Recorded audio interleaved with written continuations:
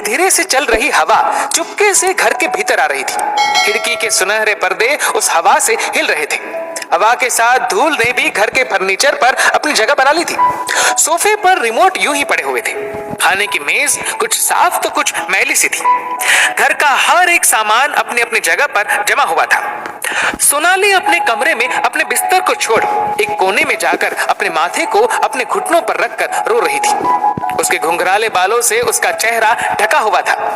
हाथों में सोने की एक एक चूड़ी गुमसुम सी लग रही थी। पैरों में लगाई हुई 1 महीने पहले की नेल पॉलिश थोड़ी लगी थी और थोड़ी निकल चुकी थी। सोनाली के रोने के कारण उसकी आंखें लाल तो हो ही गई थी और उसकी आंखों का काजल उसके गाल तक फैल चुका था। माथे पर लगी लाल बिंदी सरक कर मांग तक पहुंच गई थी। सोनाली का गला सूख चुका था।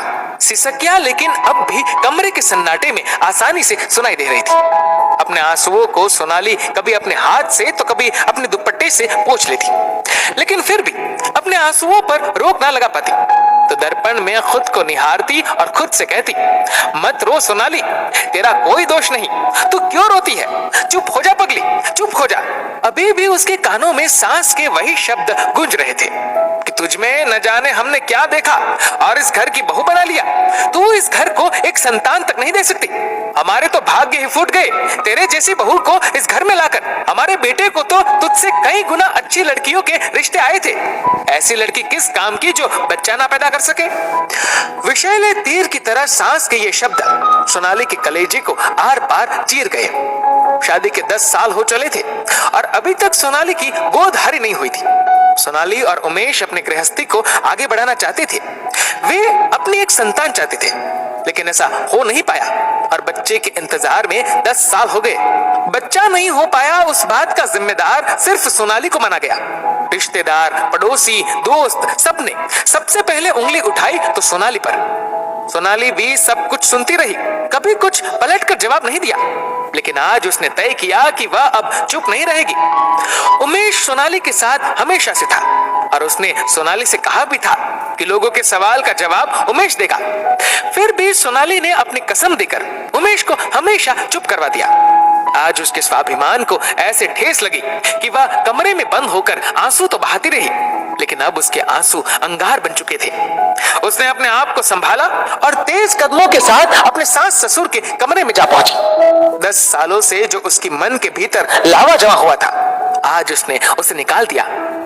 उसने कहा, मम्मी पापा, मैं जानती हूँ कि आपका सपना आपके पोता पोती को देखने का है, लेकिन मैं आज आपको ये बताना चाहती हूँ कि आप मुझे कोसते रहे, मुझे रिश्तेदारों के बीच बेइज्जत करते रहे, लेकिन आज आपको ये जानकर और भी ज्यादा दुख होगा कि मैं आपको पोता पोती देने के लिए पूरी तरह से स्वस्थ हूँ, लेकिन कमी आपके बेटे में है। आपका बेटा आपको दादा दादी नहीं बना सकता।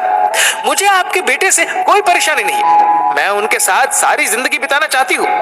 क्या हुआ जो हमारी संतान नहीं होगी, लेकिन मैं उनके साथ बहुत खुश हूँ। आप लोगों ने मेरा जीना इस तरह दुभर कर दिया है कि आज मुझे आपके सामने ये बात कहनी पड़ रही है। एक बहू को बांझ कह देना कितना आसान होता है, लेकिन क्या आप इस बात को स्वीकार कर पाएंगे कि आपका बेटा आपको वारिस देने के काबिल नहीं? सोनाली का हर एक शब्द उसकी पीड़ा को बयान कर रहा था। सास ससुर निशब्द थे, वे आज अपनी बहू के दुख को समझ पा रहे थे। आज उनके पास सोनाली के सवाल का कोई जवाब नहीं था।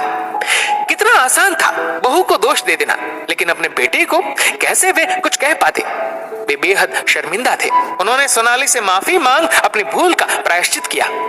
समाज में जागरूकता की आवश्यकता है कि संतान सुख के लिए पति पत्नी दोनों का स्वस्थ होना आवश्यक है। एक स्त्री को दोषी मान लेना गलत है। दोस्तों, ये कहानी लिखी है पायल धाबलिया ने। आपके इस वीडियो के बारे में क्या राय है, नीचे कमेंट करके जरूर बताएगा। और अगर आपको वीडियो अच्छा लगा हो तो वीडियो को लाइक करेगा, शेयर करेगा ज्यादा से ज्यादा लोगों तक, और ऐसे ही और भी इंस्पिरेशनल वीडियोस के लिए सब्सक्राइब करें हमारे यूट्यूब चैनल को और फेसबुक पर फॉलो करें हमारे पेज को। धन्यवाद।